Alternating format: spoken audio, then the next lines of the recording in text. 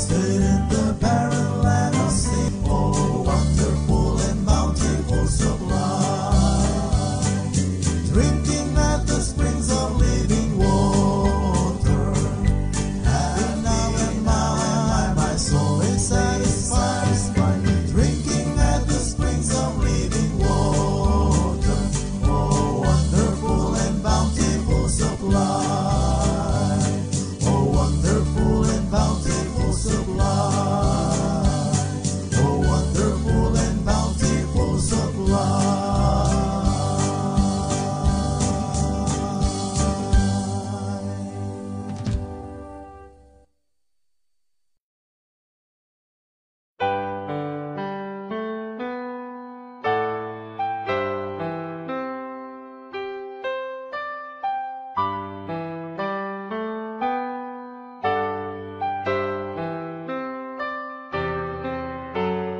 Those who know the Savior will gladly testify how God's word brought conviction the hour they met Christ. It may have been a still small voice, but they heard the Master's call.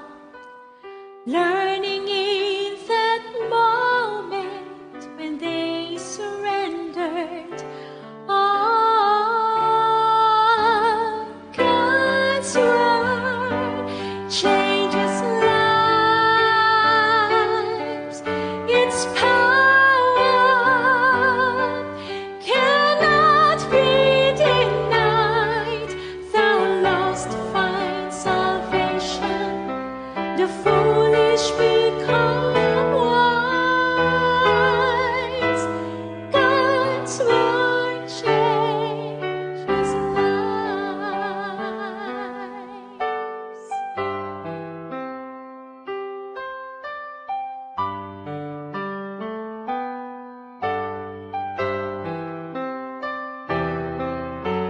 The essence of its message, the truth has never changed.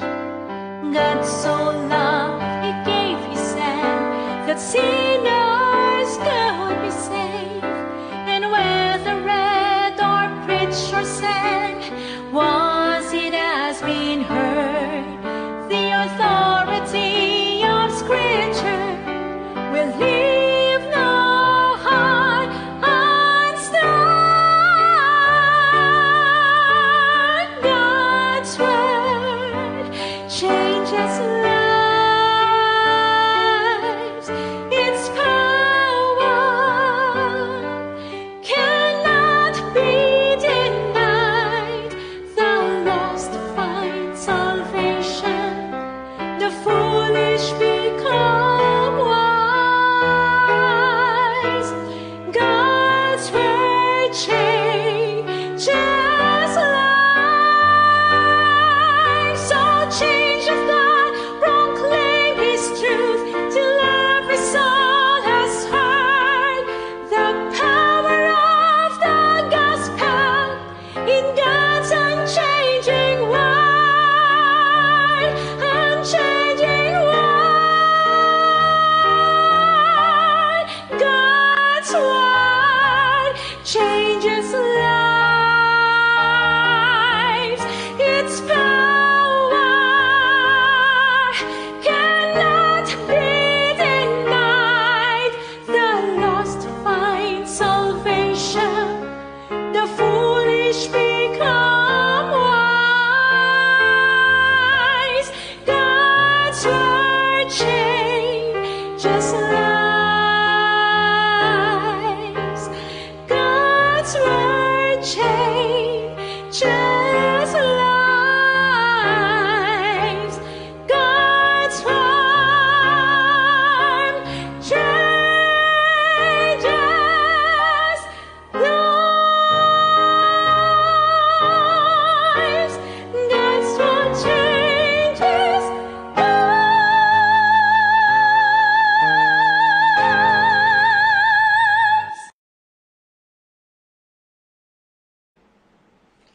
Good evening, everyone. Good evening, beloved brethren in the Lord. Isang mapagpalang Webes ng gabi po sa ating lahat. Napakabilis po ng araw, mga minamahal. Salamat na lang at may ministry na kagaya po nito at ng mga ilan pong online ministries na ating pong napapakinggan. So ngayong gabing ito, nais nating magpasalamat sa napagandang opening number po natin. Blessing po ang awitin. At sa lahat po ng mga naka-tune in na po ngayon, kasama po ang mga ka-watch party, mga naitag at ang naaabot po ng ating share. Gusto ko lang pong i-welcome kayo sa ministeryong ito, Feasting on the Divine Verses. At ating pong nais patuloy na pasalamatan ang bawat isa sa inyong pong pagsubaybay at pananalangin po sa ministeryong ito. Ang ating pong hangarin, ang goal at objective ng ministry na ito ay para po sa paglaganap ng salita ng Diyos at maabot po natin ang bawat isa sa Panginoon sa pamagitan po ng kanyang banal na salita. Kaya sa puso ko po, ako ay lubos na nagpupuri sa Diyos at nagpapasalamat po sa inyong lahat. Ngayon po, batiin natin ang mga birthday celebrants po natin. Ano po? We would like to greet Pastor Roselo Comia. Happy birthday po, Pastor. Isang kamanggagawa po natin sa gawain po ng Panginoon. Happy birthday. Ganon din po si Ma'am Lerma Maritan. Wow!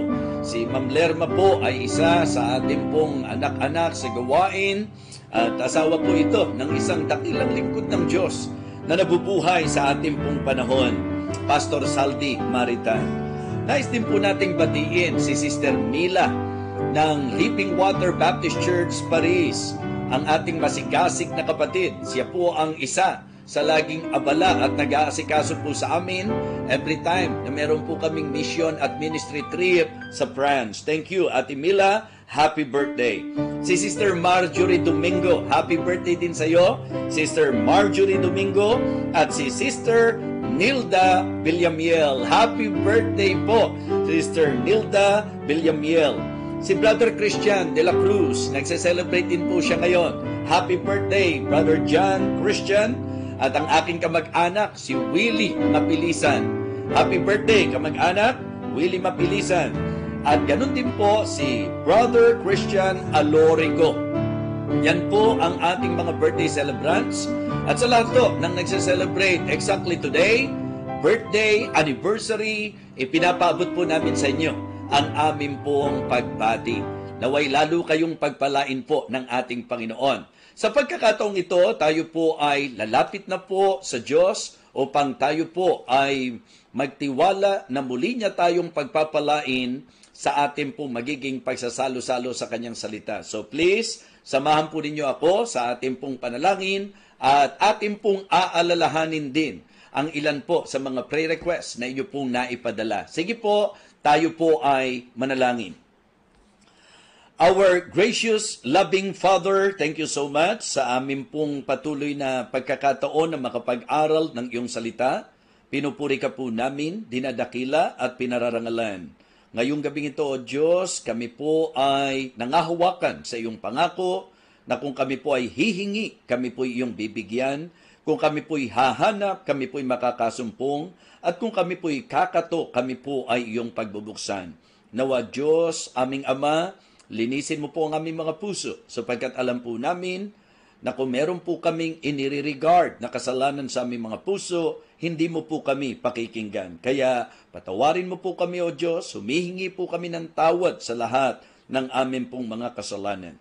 At ngayong gabing ito, O Diyos, nais naming ilapit sa iyo ang mga panalangin kahilingan ng aming pong mga kapatid at mga kaibigan.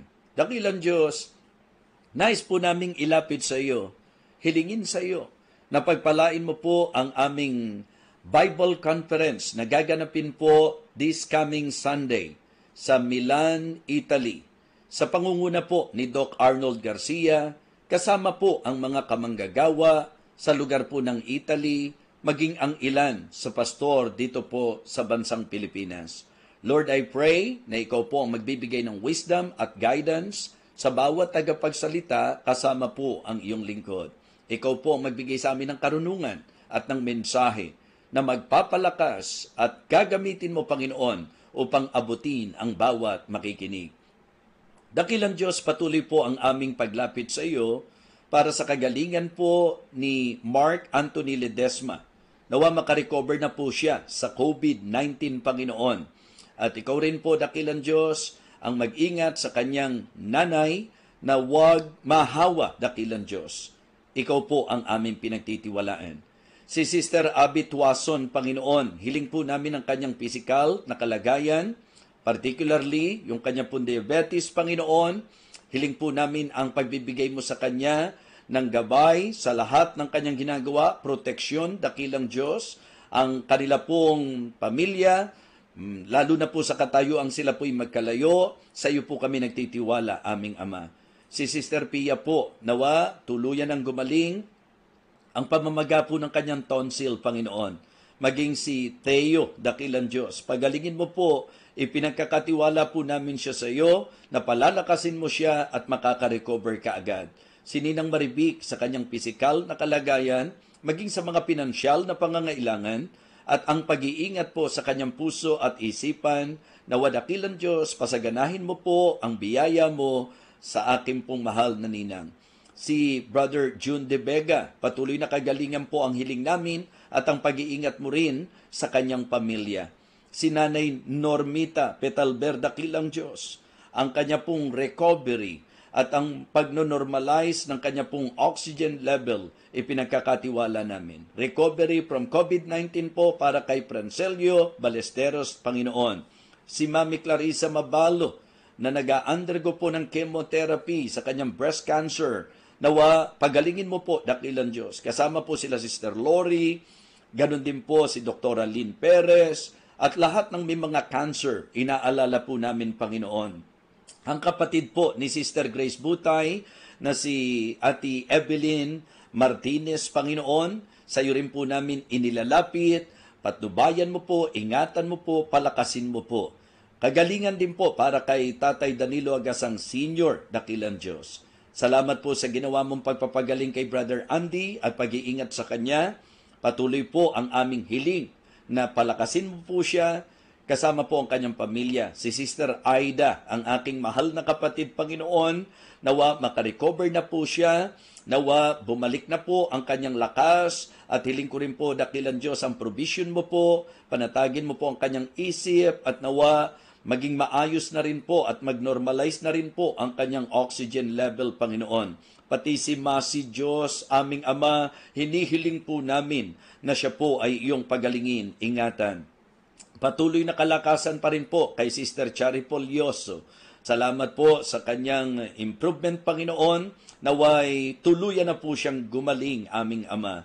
Ang pamilya po ni Carlo at ni Cham, patuloy po ang paglapit namin sa iyo, sa kanila pong kagalingan, buong pamilya po nila, dakilang Diyos, isinasamo namin, pagalingin mo po, kasama po si Sister Christy, na nawa lubusan din po siyang lumakas at gumaling, aming Panginoon.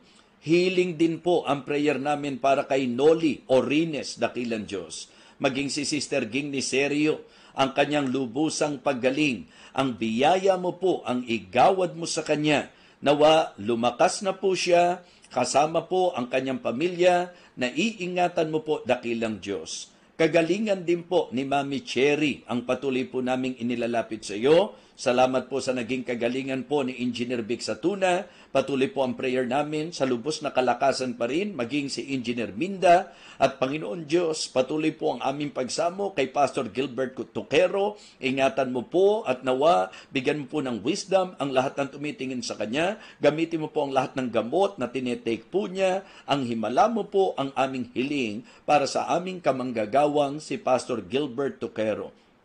Panginoon, si Preacher Henry, ang aming patuloy na hiling ay ang kanyang kalakasan. Maging kay Dr. Ferdinand Marasigan, salamat po sa lahat ng improvement po niya, Panginoon. At patuloy po ang aming panalangin na lagi palalakasin mo po siya. Ang protection mo rin po para sa kay Mark Mabalot, Panginoon.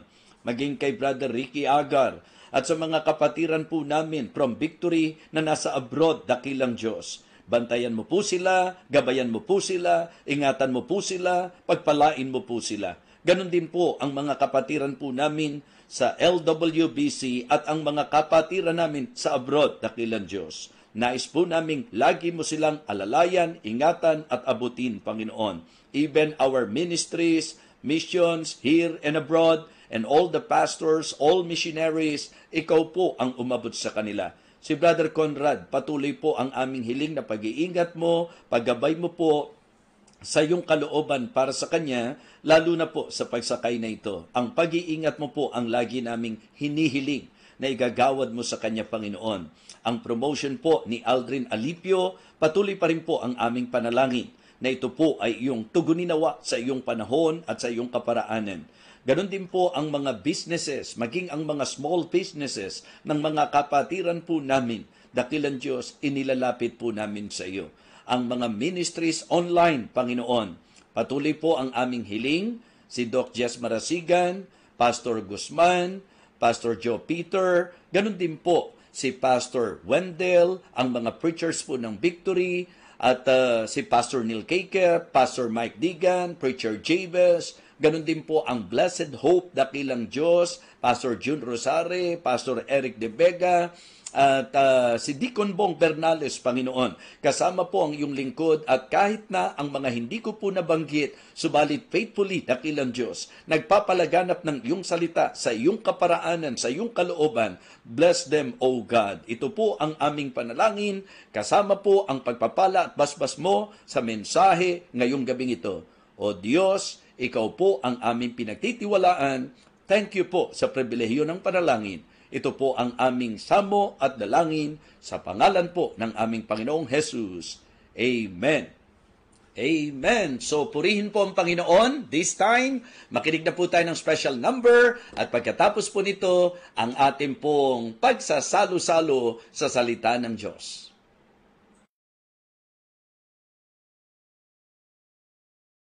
Salamat sa ating special number. I believe handa na po tayo para sa main thing. Ito po ay ang pagsasalo-salo sa salita ng Panginoon. Yan po ang ating pong sentro sa ministry na ito. Kaya nga tinawag po nating Feasting on the Divine Verses.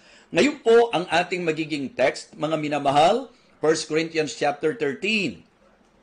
Babasa lang po ako ng isang talata na magiging teksto po natin, pero from time to time, magbabanggit po tayo ng mga talata na nasa masasabi po nating konteksto po ng ating magiging talakayin. Ang text po natin, 1 Corinthians chapter 13, verse 11.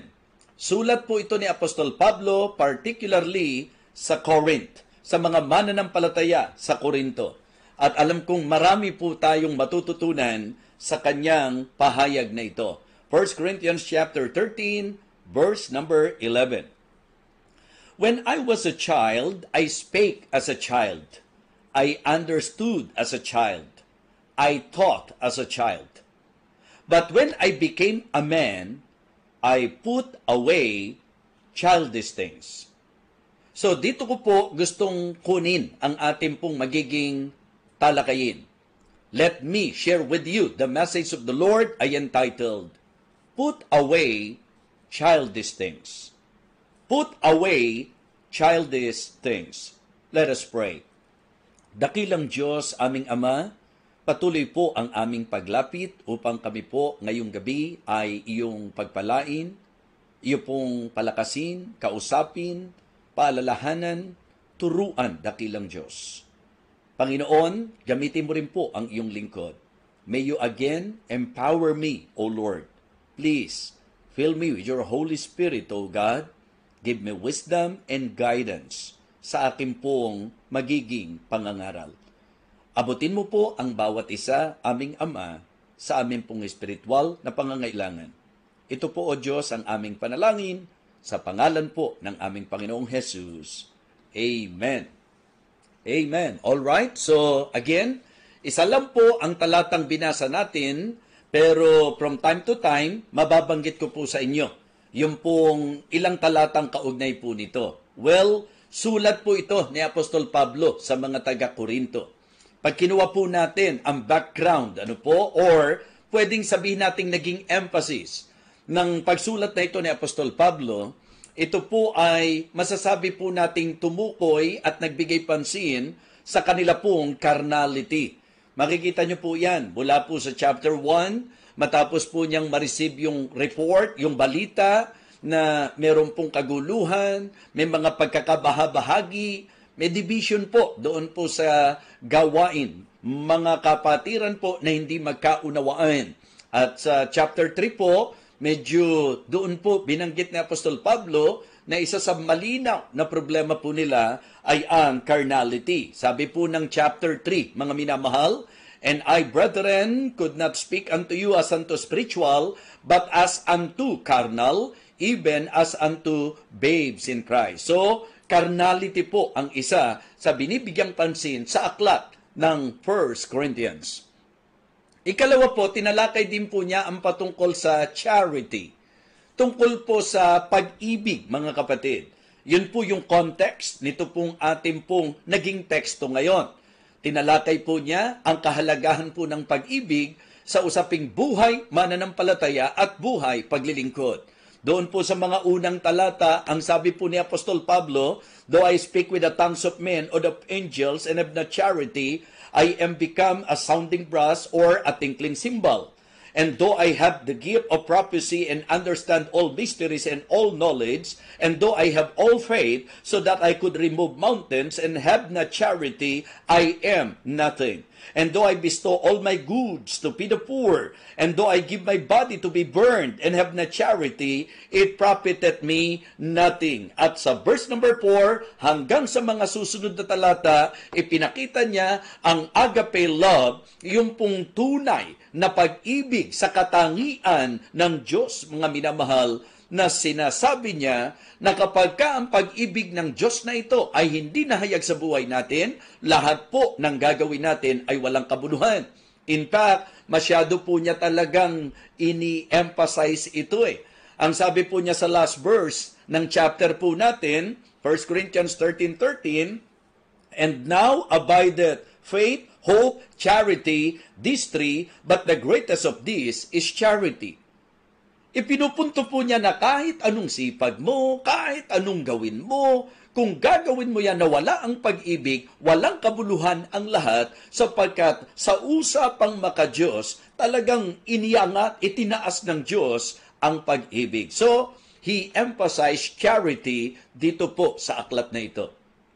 Yung kanilang carnality, yung pong usapin ng pag-ibig, charity. At pag tinignan nyo po sa bandang hulihan, mga minamahal, ng chapter o ng aklat na ito ng 1 Corinthians, ipinakita niya naman na ang kahalagahan po ng consistency sa usapang buhay sa Panginoon, sa usapang buhay paglilingkod. Alam nyo, tumalakay pa nga po siya ng mga doktrina po dito na kung saan pag-asa natin bilang mga nanampalataya. So, kaya ang laki po ng advantage kapag ka-believer po tayo, kahit ano pa pinagdadaanan po natin, kahit ano pa po ang sitwasyon po natin sa buhay, napakaganda po na makita nyo na ang pagkamanampalataya ay napakalaking advantage sapagkat tayo po ay nag-uusap hindi lang sa buhay natin ngayon, kundi sa ating pong buhay pagkatapos ng buhay dito sa lupa. At ang mga Kristiyano po ay may mapalad na pag-asa. Sapagkat ang mawala sa katawang ito, mapasapiling ng Panginoon, at kung sakali man naabutan po tayo ng pagbabalik ng Panginoon, tayo po ay kanyang makakasama sa kalwalhatian at masasabi po natin na ito po ang isang ginamit ni Apostol Pablo na motibasyon at encouragement sa kanila. Kaya naman ang kabisado po ng marami sa aklat na ito ay ang 1 Corinthians 15:58 na ang konteksto po nito, after presenting the truth about the hope of the believers, yung program ng Panginoon para sa atin po na kanyang iniligtas, na bagamat mamamatay tayo dito sa lupa, magkakaroon tayo ng karamdaman dito sa lupa, pero lahat ng ito, ang sabi po ng Bible, sa programa ng Diyos, sa itinakdang panahon ng Diyos, babaguhin daw po tayong lahat, bibigyan ng katawang walang kasiraan, tayo po ay meron pong napakagandang hinaharap sa Panginoon, kaya ang sabi po ng verse number 58, "Therefore, my beloved brethren, be steadfast, unmovable, always abounding in the work of the Lord, for as much as you know that your labor is not in vain in the Lord." So, tiningnan ko po na ang 1 Corinthians sa kabuuan po ay nagbigay pansin patungkol sa usapin ng carnality, sa usapin po ng charity, at sa usapin po ng consistency. Na huwag tayong bumigay, huwag tayong bumitaw. Anuman ang laban na kinakaharap natin, anuman ang sitwasyon natin sa buhay, hanggang lupa lang po yan. Kung ikaw ay Kristiyano, kung ikaw ay ligtas, kaya nga napakahalaga po, mga kaibigan, na talagang wag nating baliwalain po ang karanasan ng pagliligtas ng ating Panginoon. Dapat po isecure po natin yung salvation po natin. Sapagkat temporal ang lahat ng bagay dito sa lupa. Pero kapag tayo po ay natapos sa lupang ito ng walang kaligtasan, eternal damnation in hell. Pero kung tayo po ay nanampalataya sa Panginoon, wow!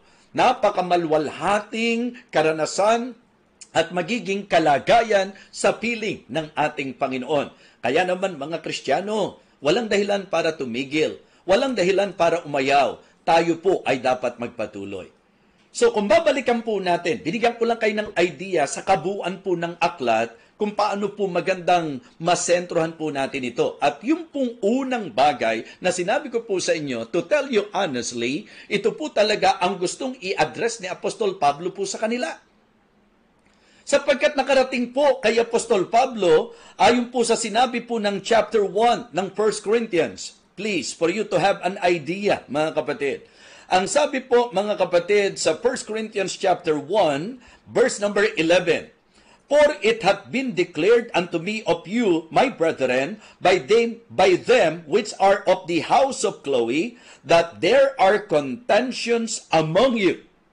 Now this I say, that every one of you saith, I am of Paul, I am of Apollos, I am of Christ, of Cephas, I am of Christ." Mga kapatid, sabi niya, is Christ divided? Was Paul crucified for you? Were you baptized in the name of Paul? So yung idea na to, nakarating po yan kay Apostol Pablo. Kaya naman, yun ang naghatid sa kanya sa leading ng Panginoon na isulat po at sulatan po sila, mga kapatid. Dito po sa ating teksto, balikan po ninyo, 1 Corinthians chapter 13. Ang sabi po ng talata sa verse 11, "When I was a child, I spake as a child. I understood as a child. I thought as a child. But when I became a man, I put away childish things." Dito mga kapatid, kung inyo pong uunawaing mabuti, sinabi ni Apostol Pablo, yung pong kalagayang bata at kalagayang adult. Ano po? Yung mature.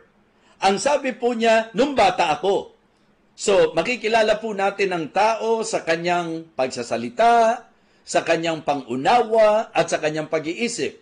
At ito yung tatlong binigyang pansin po niya. When I was a child, I spake as a child, I understood as a child, I thought as a child. Rebuke po ito. Ito po ay pagsaway ni Pablo sa kanila dahil nga sa kanilang pagiging childish. And the objective of the Apostle Paul is to encourage them to put away childish things. Kalimutan nyo na yan. Hindi na kayo bata.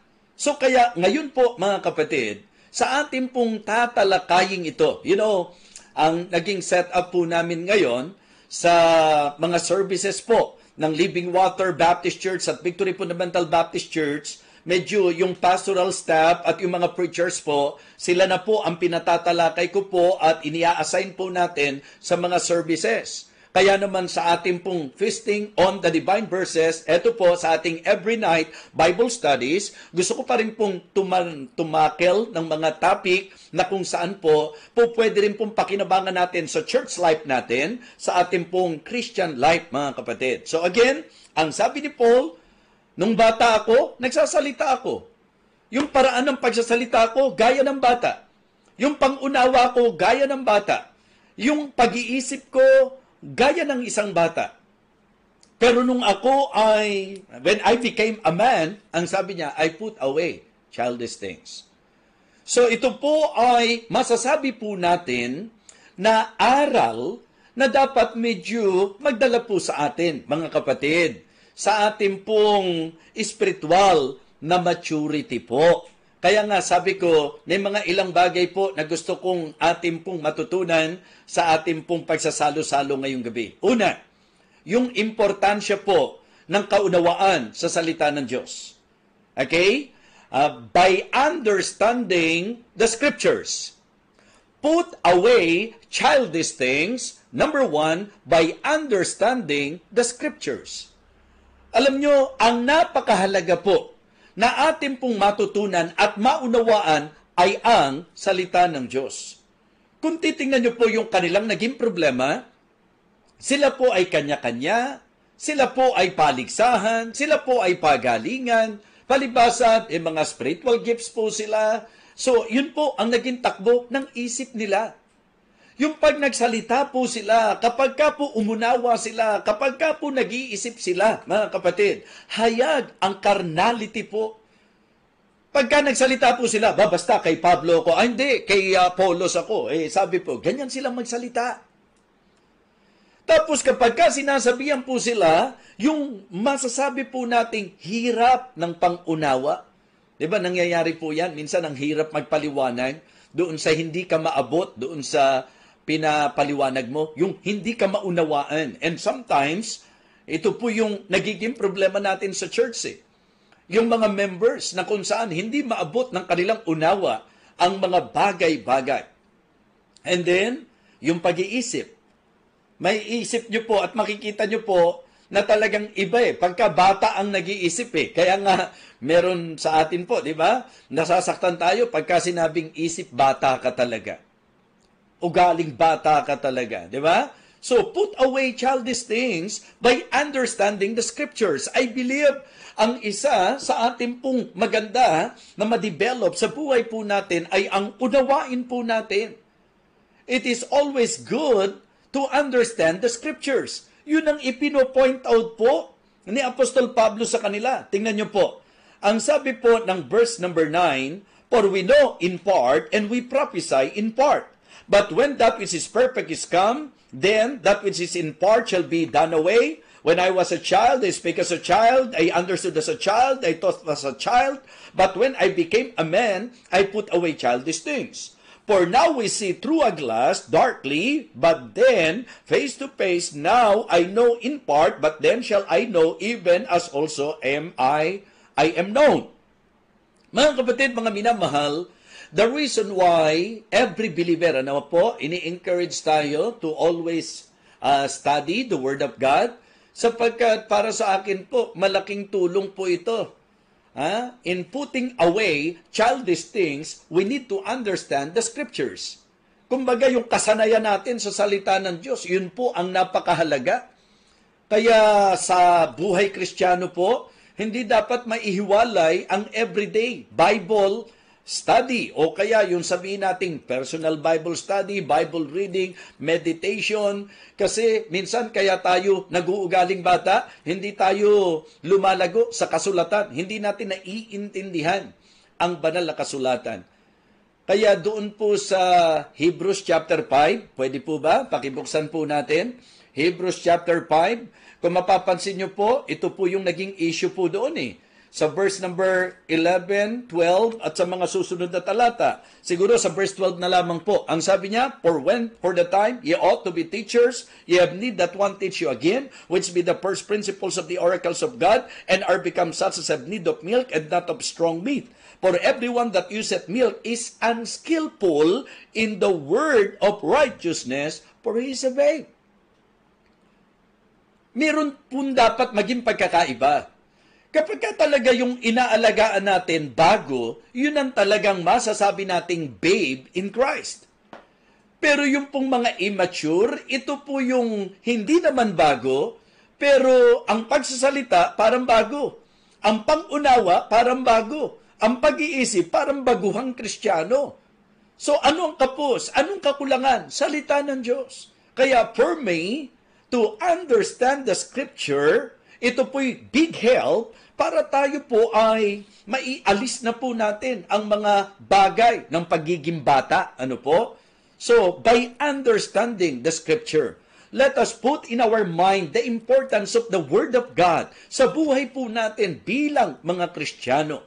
Kaya yung natututo sa salita ng Diyos, yung naiintindihan ang salita ng Diyos, kasi naging problema po ni Apostol Pablo ito Kahit nga po itong sumulat ng Hebrews, di po ba? Ang sabi niya, dapat sana nagtuturo na kayo eh. So, makikita nyo po na nakakalungkot yan na matagal ka na pero parang bata ka pa rin.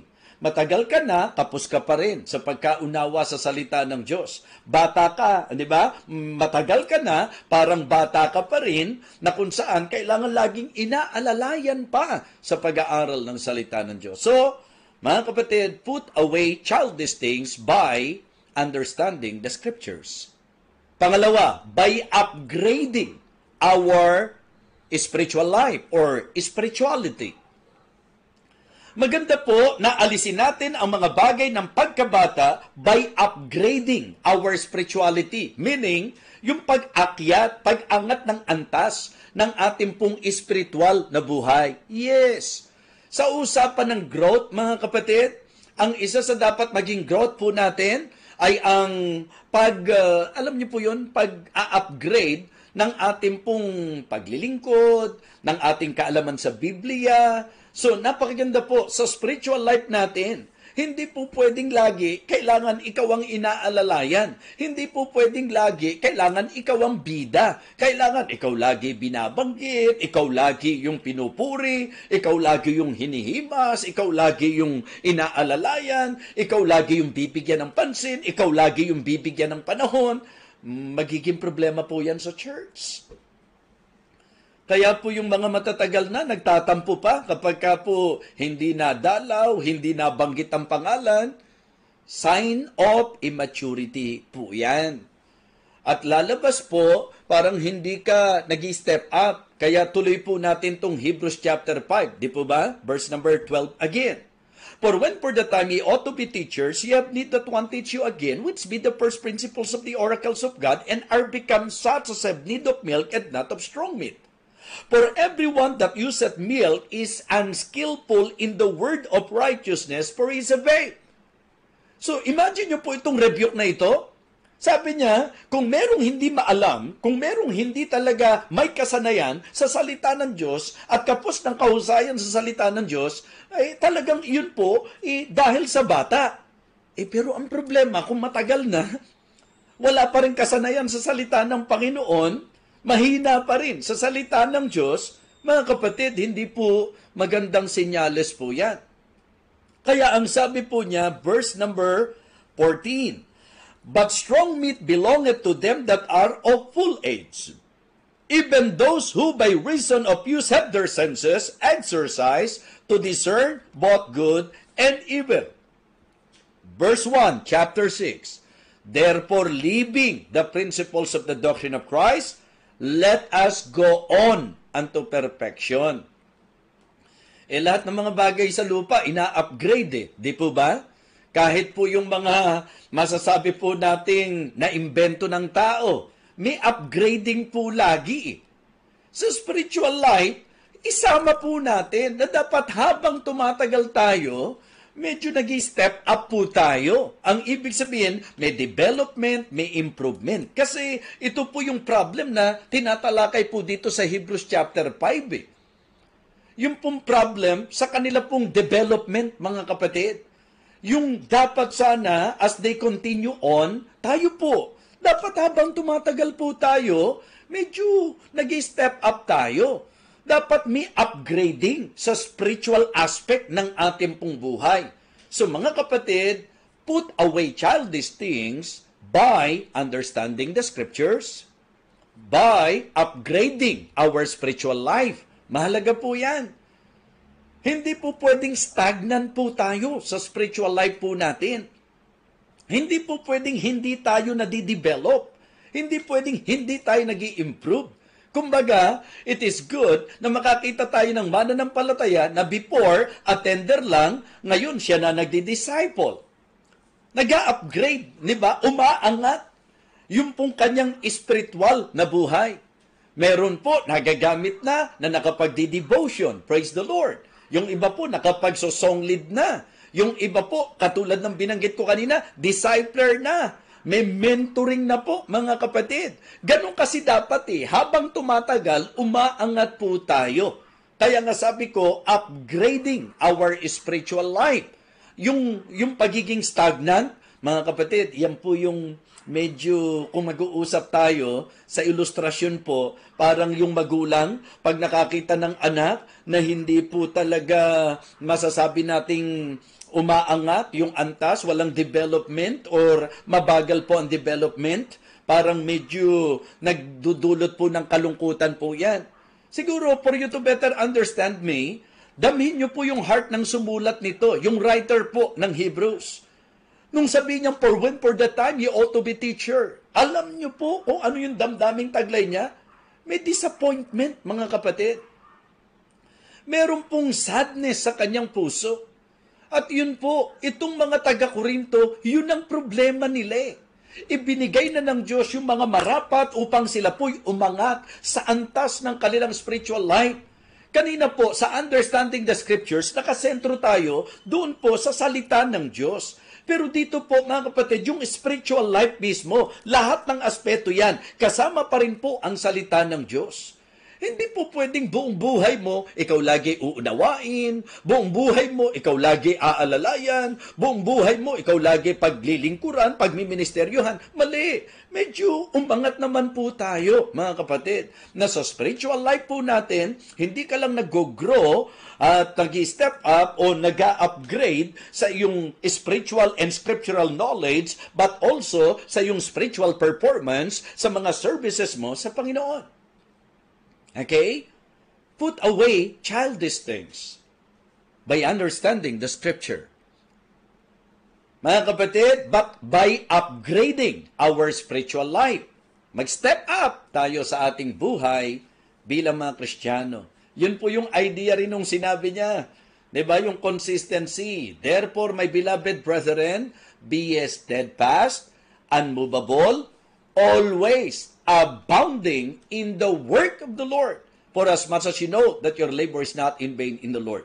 Pag sinabi natin spiritual life, ito yung kaugnayan mo sa salita ng Diyos, yan yung kaugnayan mo sa gawain ng Diyos, di po ba? Yung kaisipan, yung kung paano ka magsalita, paano ka umunawa, paano ka mag-isip. Mga kapatid, mga minamahal, maganda po, mag-upgrade po tayo sa ating pong spiritual life. Amen? By upgrading sa ating spiritual life. Pangatlo po, mga kapatid, by using our spiritual gifts. Maganda rin po na tayo po sa buhay natin bilang Kristiyano, maintindihan nyo na yung kakayahang ibinigay ng Panginoon sa atin, may purpose po yan. What is the purpose of the spiritual gifts na ibinigay po sa mga Kristiyano? Para po ba magyabang? Para po ba makipagpaligsahan? Bakit po ba talaga tayo binigyan ng spiritual gift? You know, yan po ang ginagawa po ng inyong lingkod ngayon. Yung lahat ng nakikita nyo po sa buhay pagmiministeryo ko, yan ay pawang kaloob ng Panginoon. Kumbaga, yung idea na tayo po kung ano yung kakayahan na ibinigay ng Panginoon sa atin. Kumbaga, don't discourage yourself sa mga bagay na hindi mo kaya. Huwag mong hayaan na dumating ka doon sa punto na sobrang discouraged ka sa mga bagay na wala ka, tuklasin mo yung mga bagay na meron ka, and then, magministeryo po tayo, gamitin po natin yan. Mga kapatid, put away childish things. Minsan, kaya hindi ka magamit, yung kakayahang ibinigay ng Diyos sa'yo, saan mo ginagamit? Paano mo ginagamit? Sa anong paraan, mga minamahal? So kaya yun ang itinutuwid ni Pablo sa kanila. Kahit na po ang tindi-tindi ng kaloob mo, di ba? Nasa iyo na yung mga spiritual gifts. Kahit na nga raw sunugin mo, katawan mo, pinakahain. Kung ginawa mo to ng walang pag-ibig, wala rin daw pong kabuluhan ng lahat ng bagay. Well, the point that I would like to emphasize ngayon pong gabing ito, mga kapatid, I am very sure na sa usapang buhay, mananampalataya, all of us, may mga kaloob ang Panginoon sa atin. And you know, ang purpose ng Panginoon sa spiritual gifts, talents, abilities, skills, everything na meron po tayo, the will of God is for us to use that. Amen? Ano yung kakayahang ibinigay ng Panginoon sa akin? Gamitin po natin, mga minamahal. So siguro po, hindi na para kumain pa ng mahabang oras sapagkat passage po ito, pero gusto ko lang sabihin sa inyo, mga kapatid, na tayo po ay itinulad sa katawan na may kanya-kanyang bahagi. At dito po, ang ipinopoint out ni Apostle Paul, may mga kaloob na ibinigay sa iyo. May kakayahan na ibinigay sa bawat isa. Ano raw po ang dapat gawin? Minister. To minister, mga kapatid. Ipagministeryo po natin. Walang kakwenta-kwenta na may gift ka, pero hindi mo ginagamit for the Lord. Mahalaga na ito po'y gamitin natin. Excuse po.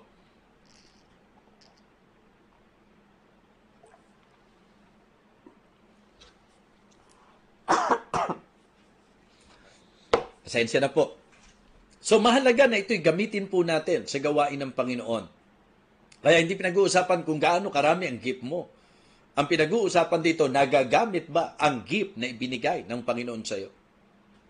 Diyan ko po gustong i-encourage yung pong mga nagmi-ministeryo. Napakahalaga po ng inyo pong ginagawa. Ano man pong specific ministry na ginagawa po ninyo, mga minamahal, I believe God is very happy seeing that you are using the gift na kanyang ibinigay po sa atin. That is His purpose kung bakit nga tayo binigyan ng mga spiritual gifts. So, put away childish things by using our spiritual gifts. And then last, but not the least, put away childish things by uniting our strength. Diba? Alisin po natin yung ating pagiging bata sa pamamagitan po ng joint forces po natin, mga kapatid. Ibig sabihin po, lahat tayo binigyan ng kanya-kanyang kaloob, yun yung strength mo, yun yung kakayahan, kalakasan na meron ka. Alam nyo po, pagka po may maturity, hindi paliksahan ang ginagawa. Talagang nagtutulong-tulong po yan. Kaya nga sabi ko, tingnan nyo po, paano tayo nakapag-a-accomplish sa gawain ng Panginoon? Sa pamagitan ba ng ugaling parang bata na nagpapaliksahan na katulad ng naging problema nila? Kaya ang sabi po ng Apostol Pablo sa kanila, hindi po pwedeng sabihin ni kamay, hindi niya kailangan si paa.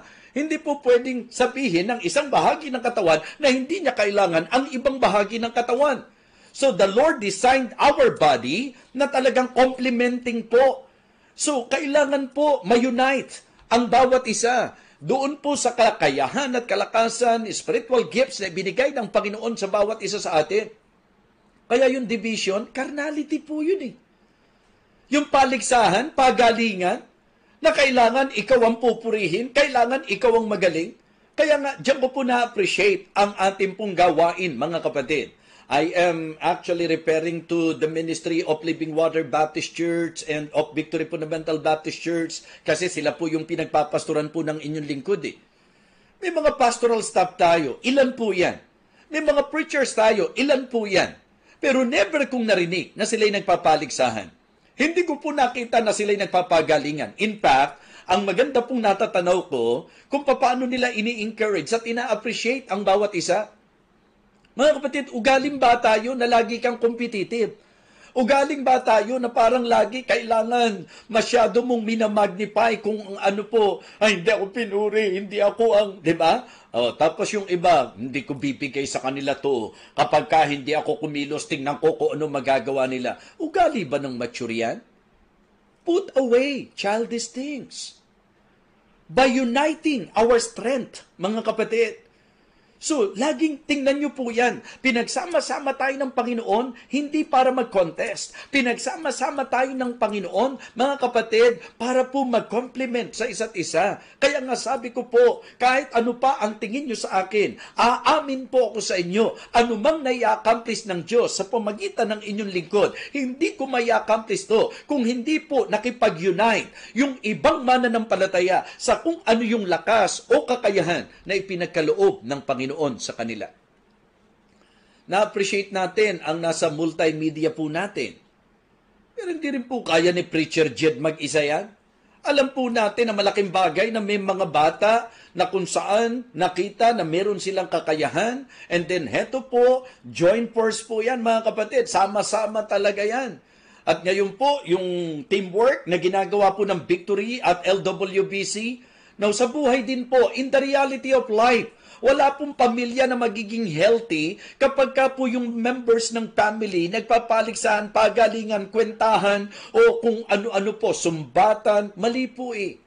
Mga kapatid, for us to enjoy our church and the ministry na ipinagkatiwala ng Panginoon, matuto tayong mag-acknowledge ng isa't isa. Hindi po magkakakontra si Paul, si Apollos, si Cephas, mga ministro po ng Panginoon yan. Meron pong nagtatanim, meron pong nagdidilig, merong nag-aalaga, mga kapatid. Pero Diyos ang gumagamit at nagpapabunga po niyan. Sa buhay natin, kamusta po tayo sa usapin ng ministry? Hindi ba tayo parang mga bata? Yung iba po, tampo-tampo eh. Tingnan ko, pag hindi ko ginawa yung part ko, tingnan ko kung hindi nila maramdaman na talagang napakahalaga ko. Hindi mo naman kailangan gawin yun. Kasi given na po yun na kaya ka binigyan ng Diyos ng ganyang lakas at kakayahan, talagang dinisenyo ng Diyos na kailangang ibahagi mo yan. So, kailangan po maging united po tayo in using our strength para po sa ministeryo ng Panginoon.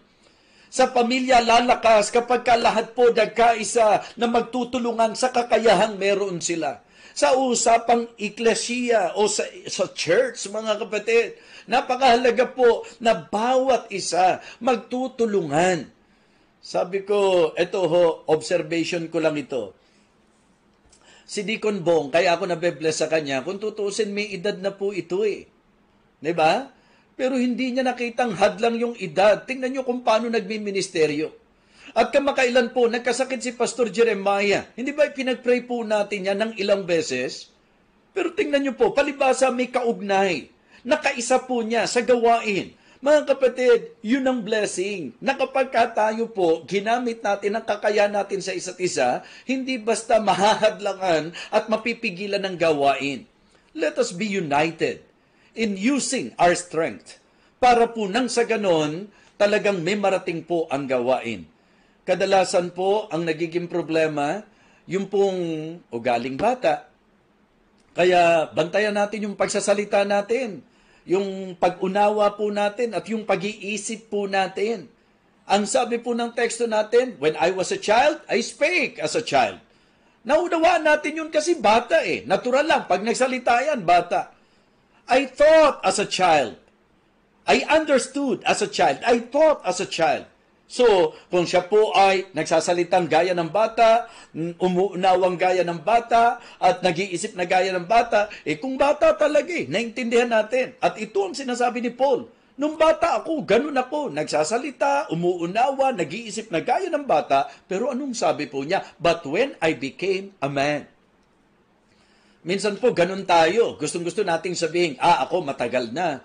Nauna pa yata ako sa marami dito eh. Minsan, ganun po yung way of thinking natin na hindi natin na-realize. Minsan, nakakahiya pa nga po yung malamang matagal na po tayo. Pero tayo pa ang mahirap dalhin. Tayo pa yung hindi basta makaunawa. Tayo pa yung minsan nagiging hadlang sa paglago po ng gawain. So, ito po, masakit man pero pag-isipan po nating mabuti. Kasi ang dapat maging pattern natin, yung sinasabi ni Paul, but when I became a man, I put away childish things. Nung nagsisimula ka, okay lang. Nung bagong mananampalataya ka, okay lang. Pero tayo po sa ating pagpapatuloy, kung tumatagal na po tayo, maganda po na alisin na po natin yan. And now, narito po ang inyong lingkod na nagnanais na matulungan po tayo na maalis na po yung mga childish things at nakita po natin sa mensahe natin para maalis po ang ating mga pagkabata, mga kapatid. Let us understand the scriptures. Let us upgrade our spiritual life. Diba? Mahalaga po na tayo po gamitin natin. Let us use our spiritual gifts and let us unite our strength. Diba? Be united na atin pong gamitin ang kakayahan at kalakasang ibinigay ng Panginoon sa atin. So please understand na sa message po natin, nagbigay po ako ng pansin sa bagay na napakalaking masasabi po nating magiging tulong sa usapan ng buhay natin sa gawain ng Panginoon. Mahalaga po, mga kapatid, ma-address natin ang carnality. Mahalaga po na ma-i-apply natin ang charity.